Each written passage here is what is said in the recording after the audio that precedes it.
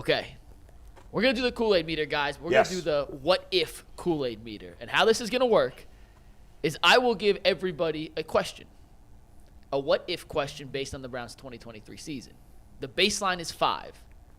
Then you have to tell us where the Kool-Aid meter would be, whether higher or lower, if the what-if had either never happened or if it had went a different way. Yeah. And, Bull, you're up first.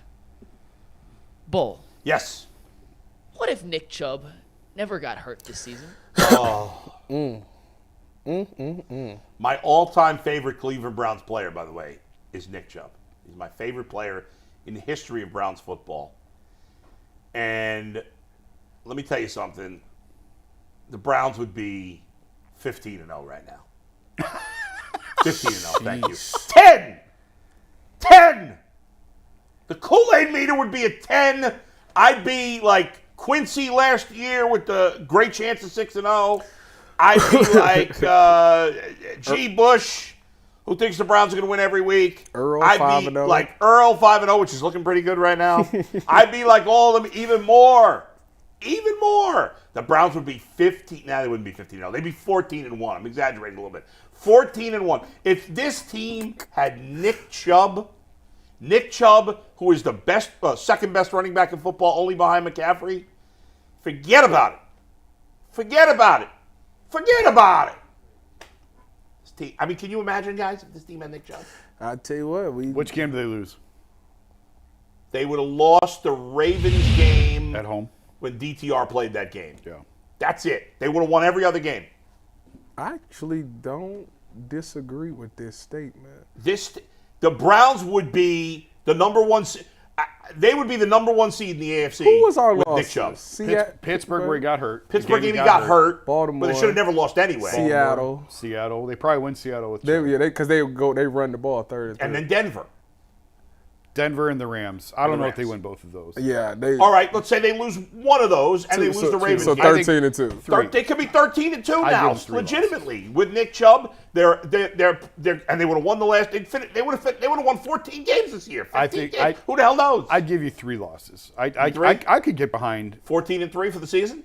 No, 12-3 right now. Right, but they win the last 2. If they have Chubb, you pick them to lose either of these games? No chance. Yeah, they so 14. Even Jason agrees they could be 14-3 with Nick Chubb. I can get behind number 1 seed in the AFC, and even we all think they can win the Super Bowl. They'd have an even better chance. Well, the one thing about having Nick Chubb back there is he makes people miss. That was the best thing. Better than anybody, and he breaks tackles better than anybody. Exactly. So even though the line is not great, or with all the injuries, he'd still be effective because that's how he operates. Yep. Yeah. So I think that's the one key thing that we missed. I said it when he got hurt. He turns a 1-yard loss into a 2-yard gain. Yeah.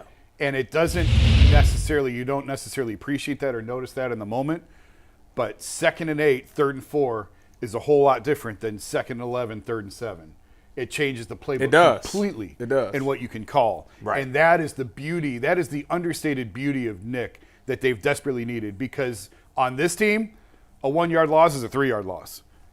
If Nick could get you 3, they're losing 3. They're losing 2 or 3. God, and that's the difference. It would be unbelievable. The guy is just an absolute stud. I hope he's able to come back and be good next year. And it's an absolute 10 because the Browns would be the best team in the AFC right now. I have no doubt about that.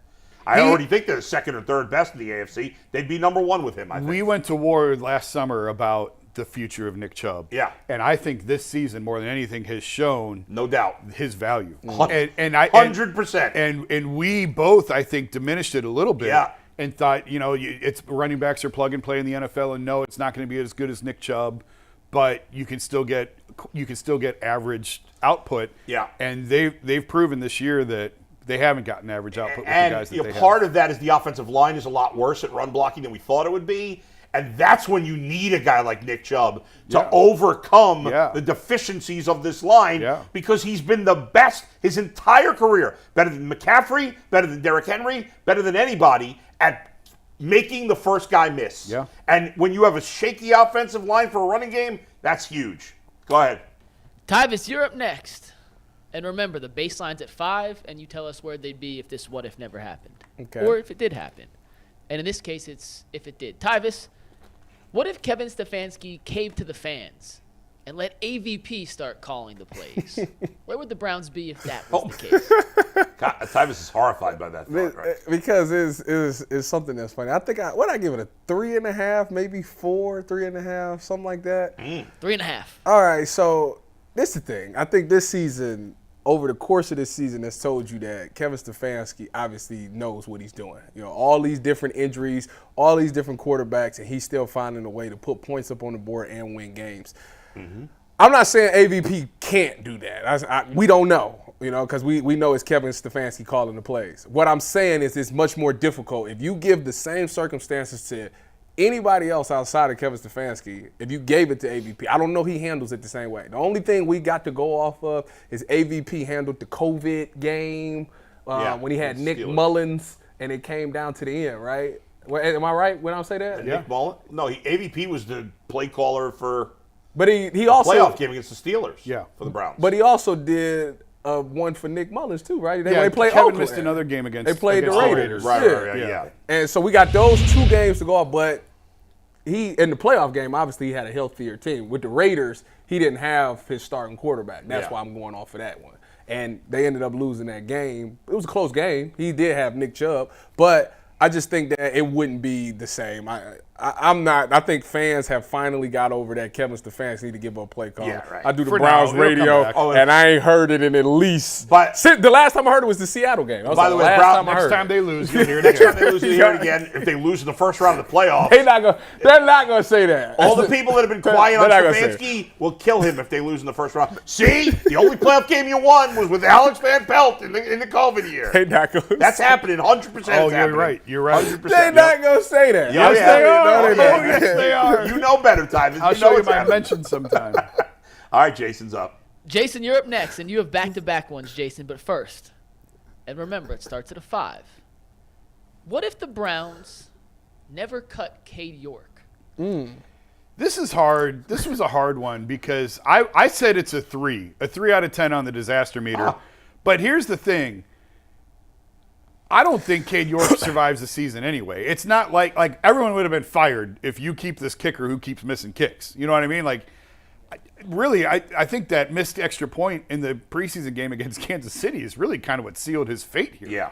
Or else maybe he starts the year here, and as soon as he starts missing some kicks, they probably cut him then. But if you want to play out, for the sake of argument, if Kade York was still the kicker today, I mean, the Browns probably have 3 or 4 less wins than they do. Right? Like, yeah, no doubt. They don't beat San Francisco with Kade York. They probably don't beat Indy with Kade York. Like, Hopkins has made so many big kicks that and listen, I was big on, like, I liked the drafting of Kade York. I stuck with him as long as possible. But by the end of the preseason, it became evident like they couldn't keep him. No. So I don't think even had they been so stubborn to say we believe in him, we're going to start the season with him. As soon as he missed a kick or 2 in the regular season, I think they would have moved on. But it might have cost him a game or 2 by the time it happened. Yes, it could have cost him an early game. Yeah. One of those games that they won early on. All right, Mike. Jason, you ready for your next one? I'm ready. This is similar to Bull's first one, but what if Deshaun Watson never got hurt? That means no Flacco, but you have Deshaun. So where would the Browns be on the Kool-Aid meter if Deshaun Watson, QB1, never gets hurt? This goes back to the grenade that Bull threw on us 15 minutes ago. I'm calling it an 8. An 8 out of 10 on the Kool-Aid meter. Yeah. Because I do think, again, I'm not ready to throw my hands up and say all is solved, everything is fixed, everything is fine. But his record as a starter is impressive. Deshaun's record as a starter here, they won games with him. It wasn't always pretty, but he more or less got the job done. The second half against Baltimore, you got to put a lot of stock in that. Again, 14 of 14 on the road against the best team in the NFL right now was really impressive. And to do it with a broken shoulder was really good. Right there you see his last 3 games, 70% more or less completion percentage, 5 touchdowns, 1 interception, 3-0 record. That's pretty doggone good. You're going to take that. Was it perfect? No, it wasn't perfect. Did he show you enough to make you think that it's still in there? Yeah, he did. He showed me that. So, with Deshaun, they beat Seattle. He's not throwing it off a player's helmet in Seattle. I think they win that game. What happens in Denver and L.A., I don't know. But I think that they have a better record today with Deshaun. Had Deshaun been the quarterback all year, I think they have a better record than they do right now. I don't disagree. I think that the problem was that, it took maybe a couple more games than people had anticipated. Everybody thought that, after the 6 games last year, they come into this season and they just be clicking on all cylinders, and that just wasn't the case. And, I think Mary Kay brought up a good point where she was like, we was all fooled. You think about this offseason and training camp, you got this whole package with Elijah Moore, and then we get into the season and it doesn't work. So now you got to scram, like, all right, we got to scrap that whole thing. And I'm just saying, that's a part of the offense. So why has it worked so quickly for Flacco then? What do you mean? He hadn't been with the team at all. He's here for 2 weeks, and the offense is moving better than it ever has. I don't necessarily think that's the truth. I think that he does a great job of going through his progressions and hitting the guys. Because it's like I said, it's Kevin's thing. He said, like I said, I listened to him say, he said, Kevin Stefanski draws up the plays and I just execute the play. Yeah. So they're winning their matchups. And then on top of that, Amari Cooper's having these big games. With Deshaun Watson, he still had good games. The only people that's coming alive more is you see a Cedric Tillman come in there. And Tillman's more opportunity. Yeah. But wait a second, Tyvis. Since Flacco's taken over, Amari Cooper has the most receiving yards in the league. Boy, and it goes back to my point. Yeah. Since Joe Flacco's taken over, they've been playing the 29th, the 27th, and the 25th defense. When Deshaun Watson played one of the worst pass defenses against the Tennessee Titans, he almost threw for 300 yards. What are you talking about? Okay, but that's one game. That's the only game he played a terrible passing defense, too. Is the Bengals passing defense good? I'd have to go look. I don't have this off the top of my head. Defense is not very good. They played the Cardinals passing defense, which was porous, and he had a pretty good game in his first game back. What's that? The Cardinals defense was pretty porous. Yeah. And he had a pretty good game. That was his first game since injury. God, nobody's going to argue that this offense isn't playing better now than it was with Watson, no? I would argue that they was more balanced with Watson. Well, they were running it better. But how is that Flacco's fault? It's not. It's not, but I'm just saying. But they're also turning the ball over more now than Deshaun. That's true, yeah. Well, that's not true. Deshaun's Flacco has 10 touchdowns, 8 turnovers. Yeah. So Watson 8 touchdowns, 6 turnovers. I mean, it's basically the same. It's close. It's close. Deshaun got 8 touchdowns, 6 turnovers? Rushing and do you feel more comfortable with Joe Flacco running the offense, or would you rather have Deshaun Watson right now? I mean, I guess in the end, I'd still. It's no debate. I'm about to say, I don't know why you sitting there thinking about this. Because the guy is playing extremely well, is he not? I'm being prisoner of the moment. I agree with you. Flacco. He's playing well. Yeah, he's playing well. I mean, listen. I just think it's magic beans. And I don't know how much. I think Deshaun, it's more sustainable than Flacco. But Deshaun hasn't played at a sustainably high level in 3 years. Flacco hasn't played at a sustainably high level in 10 years. But he's done it here. My question is, all of my questions will get answered tomorrow night. I'm telling you right now. If he goes out there and throw 300 yards tomorrow night, I will come in here on next Tuesday and stamp that man. But until then, I can't. I mean, it's hard for me to do it. It's hard. I see. I don't want to be Switzerland, but I hear what you're both saying. I think there's merit to both of it. But if I have to pick right now between a healthy Deshaun Watson or Joe Flacco, I'm taking Deshaun Watson 10 times out of 10. But Flacco has played better this year than Watson. Why do you keep saying that? He has. What has Watson done better? They've played about the same amount at this point. One was against some decent defenses, though. If that's the case, tell you, I don't think. If that's the case, then why does Flacco have a better PFF grade? Because you're because you're the only person that pay attention to them. That's why. Certainly not. Otherwise, it wouldn't be as popular. Nobody cares about no. Okay. They are dead Flacco's to me. got more touchdowns. You can never come to me and Flacco's talk got more about touchdowns and more PFF. passing yards. Deshaun Who has he did it against? Well, if he, like I said, when you say who he did it against, I give you the PFF grade, and you dismiss that. If he comes out here this game and throws for 300 yards against the Jets, you can tell me on Tuesday that what you just said, and I will be Obviously, behind. I'd rather have Watson going forward. No, but I'm saying you're talking about statistically wise in 3 games. 3 games of Deshaun, 3 games versus Joe Flacco. Joe Flacco's is better. That's what you're saying. Statistically. It's 4 games. Whatever. You're saying Flacco, it's 5. Watson's 5 games and Flacco 4. Whatever. Yes. But you're saying statistically Joe is better. Yes. And I'm telling you, if I had went up against that terrible passing defense, I think I'd throw for almost the same amount of yards. The same. I think Deshaun would have did the same thing. Where are the Steelers a really good pass defense? Oh my God. I mean, besides the Ravens, who's this great pass defense they've gone against? Maybe it's the Steelers. I don't know. The Steelers is decent. I know they're middle of the pack. They're not bottom of the barrel. It's 32 teams. 29, 27, 25. Yeah, but Flacco has thrown for 1,300 yards. He also throwing it for 40 times a game, too. That's a negative in a way. At No, least it's not. Watson had a running game. No, it's not. Yes, it is. It benefits Watson to have a running game. It would because Joe Flacco has to throw for 300 yards because that's the only thing they can do. Tyvis, Flacco's averaging more yards per completion. So this idea that he's just got more yards because he's got way more yards per completion. I wonder- than He leads Watson the did. NFL in air yards per attempt and completion right now. I mean, there's no. They're running a completely different offense. That's what too. I'm saying. Like they was running the ball. And he had Nick Chubb for 1.5 of his 5 games. But you would rather have Deshaun than Don't Flacco. do that. Don't do that. Going forward, yes. Yeah, And okay. in the end, yes. If I knew he was good, if I knew he was healthy, I'd still rather have him. And Deshaun brings a completely different element to the But offense. Flacco's played better this year. That's all I'm saying. He's I don't played know better. I don't know that I agree with that. But Deshaun also brings another element. Being able to move out of the pocket. I'm being gonna find able, out tomorrow. Being as mobile as he is, being able to run it. Although that's what got him injured. I acknowledge that. Yeah. But he just brings a different dynamic to the offense. There's no debate for me. Who would you rather have, Deshaun Watson or Joe Flacco?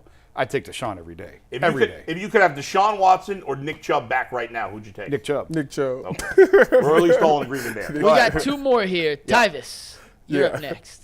Oh yeah, I remember this question. Go ahead. What You know if- what's funny, excuse me real quick, about Yes. this whole thing, is that I have always not as a person, but as a player, I have always hated Joe Flacco until this year.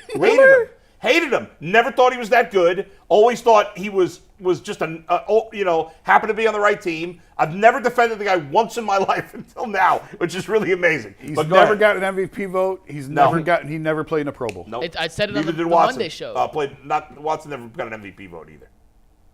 Wait a minute, Joe Flacco never been in the Pro Bowl? Never been. He was No, invited never been one to a Pro time and Bowl. he passed in 2014. Tyvis, I said it on Monday show. This is the best 3-game stretch he's ever had in his regular season career. Regular season. So Kevin career. Stefanski is the quarterback whisperer. Maybe. Roll it. All right, Ty, you're up next. The Browns had a 3rd-round draft pick this year, and they took one Cedric Tillman. But what if the Browns had drafted Puka Thea instead with that pick? Okay, I gave this an 8. The only reason I didn't give it a 10 is because because of the way that this question was worded. Okay, so let me tell you why it's an 8 and not a 10. If it was Puka Thea that we see today, it'd be a 10. But the problem is the Browns have not done a really great job of developing wide receivers. Obviously, we've seen them draft 3 in the 3rd round, and they have not amounted to anything. So with that being said, I have to take into consideration that we have to develop Puka Thea. See, that Puka Thea is the Rams version of Puka Thea. They've done a great job of developing him and making him what he is. With the Cleveland Browns, we don't have a great track record, so I'm going to say he wouldn't be the exact Puka Thea that he is today, but I do like him better than where everybody else that would be on his talent compared to everybody else is on the Cleveland Browns roster outside of Amari Cooper. So that's why I give it an 8. What do y'all think of that? I think you make good points. I really don't disagree with anything you said. I don't know that Puka Thea would be as good here. That's fair. But maybe he would be, and it's just the Browns have done a bad job with drafting players at wide receiver and not necessarily developing. Is it a because Kevin Stefanski has shown his ability to develop players. Maybe those guys just aren't good. And I think Cedric Tillman is slowly showing improvement. I don't disagree with that. As compared to David Bell and obviously Schwartz, who did nothing. I'm saying he's not Puka, though. Yeah, no. But he was, I'm sure. Okay, so when the draft comes out, everybody gets a draft grade of what round you're projected. So it's not just one person that thinks that Puka was a 5th-round pick. Right. Like the Rams ain't the only team that thought that he was a 5th-round pick. People thought he was probably worse than that. Right. So amazing. He's been a superstar as a So rookie. from a talent standpoint and from watching film, people graded Cedric Tillman as a 3rd-round pick or somewhere in that area. So from a talent standpoint and watching him, you would think that he would be better, right? Coming in. But it doesn't always work that way. True, but I'm saying, Yeah. my point of saying that is talent. They have a bad track record. I think that Cedric Tillman has more talent than Puka because everybody thought that he did from what they saw. Well, they we don't thought know if anybody else would have taken Cedric Tillman that high. Maybe only the Browns thought he had that talent. That's true, too. You know? The Browns liked him over the other Tennessee guy. I know that. Over Hyatt? Yeah. Who ain't doing a thing. Nope. Who went before Tillman? Yeah. One pick before. Yep. All right. Bull, you're last up here. The final what if KoolAid meter today. Now, this was made for G. Bush. G. Bush is not here, so I appreciate you stepping up. Mm-hmm. G. Bush was hooting and hollering for DeAndre Hopkins all offseason. So was I. You were too, but G. Bush was driving that bandwagon. So with the baseline 5, where would the Browns be today if they had signed DeAndre Hopkins as a free agent this past summer? You know, I went with an 8 and because they would be a lot better. I probably should have gone 9. I didn't want to go all the way to 10 because that's what I get. Because to me, Nick Chubb's a 10. I thought about it. I gave it an 8, but I probably would even, thinking about it today, go to a 9. If they had another really good receiver, and Hopkins, even though he's past the age where you still think guys are good, he's put up on a terrible team. He's put up great numbers. I mean, he's going to go over 1,000 yards. He would have been a perfect second receiver with Amari Cooper. I think that's what he is at this point in his career. So it would have been. I mean, if you had DeAndre Hopkins right now as your number 2 guy instead of, I mean, who is their number 2 guy? I mean, I know it's Njoku, but who do you consider the Browns' number 2 receiver right now? Elijah Moore or Cedric Tillman? David Njoku. No, I said David. No, but I know. I guess it's Elijah Moore. I trust Tillman more than Elijah Moore. I know it sounds ridiculous. Elijah actually drops the ball a lot. And he has no. You know, we talk about Amari Cooper having great body control on the sideline. Yeah. Elijah Moore's the opposite. He has no body sense at all. I mean, I hadn't really thought of it until you just said that. It kind of sounds nonsensical, but I trust Tillman more than Elijah Moore. I don't disagree. But can you imagine if you had Hopkins instead? But it's such a butterfly effect. I mean, yeah, you'd love to snap your fingers and say, okay, DeAndre, are you willing to take a $4 million contract to come play with Deshaun again? Yeah. But that wasn't the case. He was going to chase every dollar. I hear you. And they weren't in a position. But for this question, ignoring that. Yeah, but I know. Yeah. But I just. In reality, it's money, but it's money that I think would have been well spent. It would have been well spent. Maybe wouldn't have traded for a lot. You know, maybe if you'd made that move before trading for Elijah Moore, it's not as big a difference financially. But it's what's it going to impact you going forward? What's it going to cost you next year with the cap and everything else? We've talked at length about they're trying to save every dollar they can to roll over to next year and then the year after and then the year after to manage these contracts. But, yeah, I mean, you'd love to have DeAndre Hopkins on this roster. Sure, absolutely. Amari on one side and Hop on the other. Oh. I mean, Flacco be throwing for 500 yards a game. How's that for your KoolAid meter? Man. I want Flacco to throw for 400. Wait a minute. DeAndre Hopkins got Quiet the haters. DeAndre Hopkins got almost 1,000 yards. I just said that, Tyvis. Where you been? I didn't pay attention to that part. I didn't know that. But hang on. Yeah. I don't think anybody's hating on Flacco. I know. I'm kidding. No, but kidding. we're going to hear about it. I just think I think Tyvis and I are trying to just be realistic about where this is. That's it. And understand that, like, hey, this is not normal. I don't know how sustainable this is, so you better enjoy the hell out of it but for however long it lasts. I agree with you guys on that. Where I think we're in a disagreement is how well he's played against Watson this year only. No, well, people think that I think that Joe Flacco is just getting lucky, and I mean that's not the case. I think he's talented, and I think some of the things he's doing is great. The fact that he's going through his progressions and being able to find where to go, and the fact that he is distributing the football, I think all of that is great. I just think that it's the teams that he's going against aren't a really good passing defense. I mean, if he can do those same things against a team like the Jets who got a great defense, then I think that I'm wacko for Flacco like everybody else. And I do think that he's a perfect match with what Kevin wants to do. Yes. I think it's a perfect match.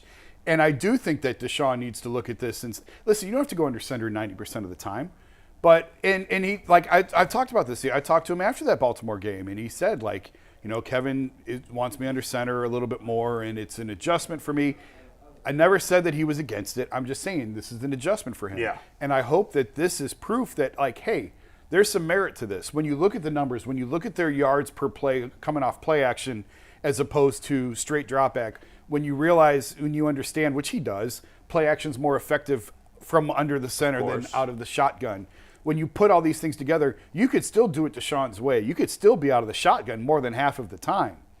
But there's merit to going under center. There's merit to running play action. There's merit to doing the things that Kevin is saying. And what Joe is doing is proof of that. Well, fair? That's very fair. Well, not Joe Flacco. Y'all got me. Stop saying that man's Watson. name. Kevin Stefanski. He studied under Gary Kubiak. Yep. Correct. Minnesota. And Gary Kubiak was with Baltimore, right? Or was he? At one point he was. He was the yeah. offensive coordinator. So technically, Joe Flacco has ran what Kevin Stefanski likes. So that's why it works. Then that's why to him it's not that he can come up and pick it up. And I do think that Kevin's flexible, and I think he can design an offense to fit any. Well, system. I mean, it's evident he's done But it. every coach has tenets that they believe in that are effective, and this is one of them for Kevin. Is play action. He's not going to come out and say it. I think we talked about this on the show. Just connect the pieces. Yeah. This is one of the staples he believes in. No doubt. Is play action. He loves as it. an effective form of offense. And it is, and it's working.